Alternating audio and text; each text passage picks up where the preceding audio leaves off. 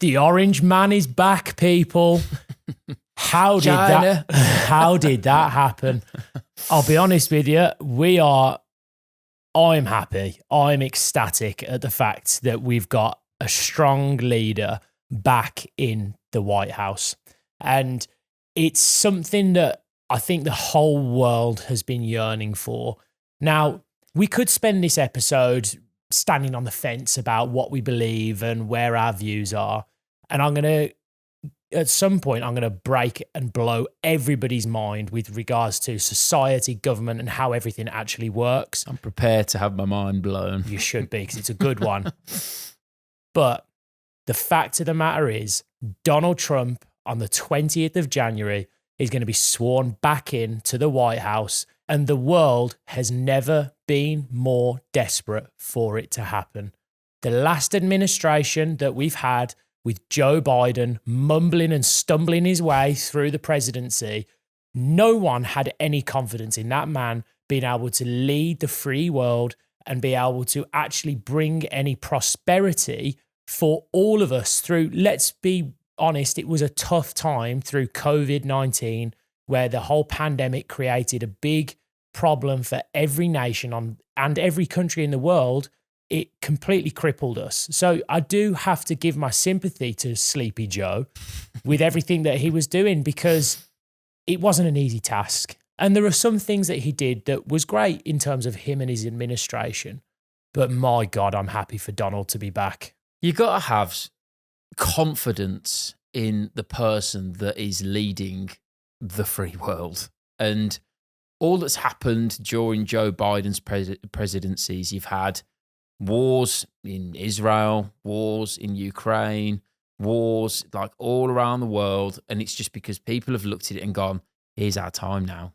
We've got time, and we can actually sort of take advantage of the situation. We've got 4 years. People are strolling across the border, like in America, here, there, and everywhere. It's not even just America, but you've now got someone in place. And even on the run up, the border was starting to get better. You've now got him, about to be sworn in. You've got Zelensky, Putin, all, just on that side of the fence going, yeah, okay, yeah, we'll talk to Donald. We'll talk to him. We'll get the war. We'll try and sort that one out. Yeah. We'll have peace. And he said it, didn't he? Day one. He goes, day one. I've got to do it. Day one, it'd be ended. The war will be gone. And it's like, there you go. And it's looking likely. Looking likely. The proof is in the pudding. The man is a man of action. And look, love him or hate him, he's a man that talks the talk and then walks the walk. He doesn't get everything right. Nobody does. Again, in a modern society, we've created this paradigm where you have to be right in everything that you say for you to be able to agree with someone. Just because, yes, some of what he might say isn't something that you agree with, that doesn't mean that you have to immediately dismiss everything the man stands for. Everything that he says is now immediately wrong or racist or anti-feminism. Like, it's ridiculous. Like, just to be able to take some of the things he said, which we all know what they are, don't need to repeat them here. Obviously, some of the things he said are slightly misogynistic or very misogynistic, however you want to word it. That doesn't mean that he's wrong on everything and you need to immediately ostracize him and hang him up to dry just because he's made a few comments. Those in glass houses shouldn't throw stones. If everybody had a camera on them in the world, 24 hours a day, 365 days a year, we'd all be in jail. I guarantee it. Unless you're like the Dalai Lama living in as a monk up in the Buddhist temples where you don't do anything. He's exiled, isn't he, from China? Exactly. Even he got it wrong. Nelson Mandela ended up in jail. And unless any of you are that righteous, where you're like the second coming of Jesus, where you've never done any wrong, then again... And even he ended up on a cross. Exactly. And this is the point. He goes, just because somebody has said something that you don't agree with, whether it's Donald Trump, Joe Biden, whatever side of the party or the coin that you're on, the best thing that you can do is learn from the things that they say, create your own opinions. And if you don't like Donald Trump, ask yourself why. Is it because of something that you've seen on the media?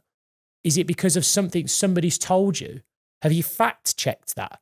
Have you even spent the time to do your own research? Because one of the biggest things I see people saying about Donald Trump, he's racist. He just wants to kick out all of the immigrants.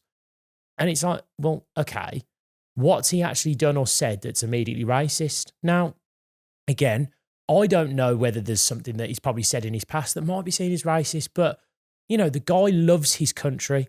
He's identifying the problems in America right now that are the most pressing issues that need to be solved. He's identified immigration as being one of them. And so to solve the problem and to be president, unfortunately, that means making tough decisions. To be a leader means making tough decisions, because to be a good leader, you have to stand by your own convictions in what you believe to be right.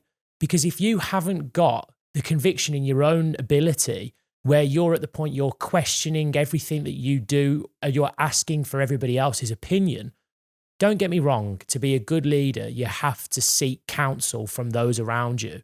But if he hasn't got the balls to be able to stand up and say, this is what we're doing, I'm the leader, and I've been elected to be the leader, and this is what we're doing as a country. If he's just pussyfooting around, asking for everybody's opinion, does everybody think this is okay? Or is that okay? Or does anybody mind if I do this? Which is what Joe Biden's done. You come across as weak, you come across as incompetent, and people will not listen. They will take advantage, as you said, and the world will fall into ruin, which you only have to open your eyes and look outside your window to see what's happened in the last 4 years.